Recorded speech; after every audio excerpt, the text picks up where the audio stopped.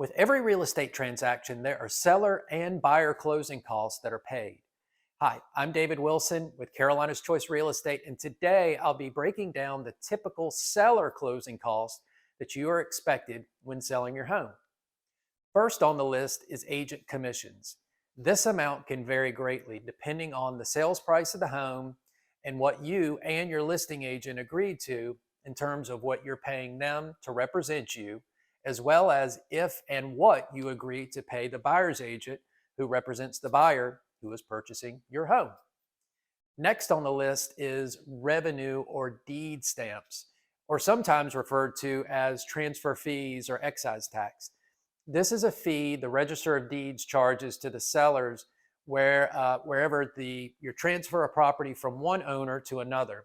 And it's calculated by $2 for every $1,000 the home sells for. Another way to determine this number is to divide your sales price by 500, and that's the amount that's owed. Another closing cost is deed preparation. This is exactly what it sounds like. It's to simply have the deed prepared that transfers ownership of the property from the seller to the buyer.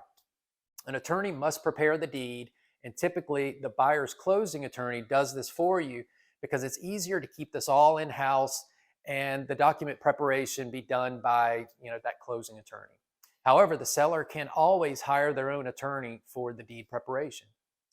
Next is payoffs of any open loans tied to this property.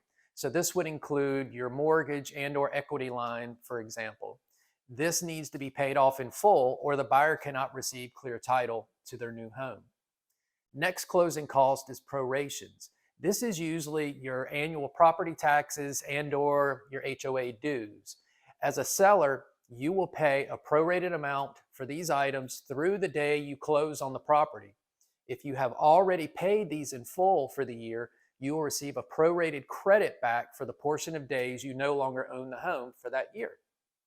Now, speaking of HOAs, if you have a property that's in an HOA, more than likely you will pay an HOA transfer fee. This is an admin fee that is for your HOA to verify you have paid all your dues and to remove your name from the HOA list. Now, during the contract negotiation, sometimes sellers agree to pay for the buyer's closing costs. And if so, those are added to your closing cost as well.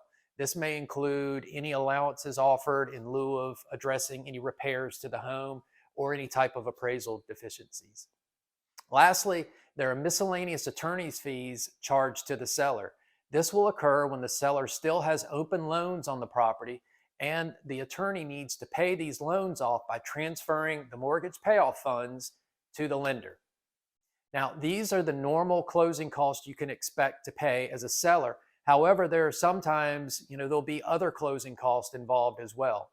If you would like more specific information on any of these costs that may apply to your sale, or if you have any questions, feel free to message me. I will help out as best I can. And I hope you have found this video helpful. And as always, thanks for watching. Bye for now.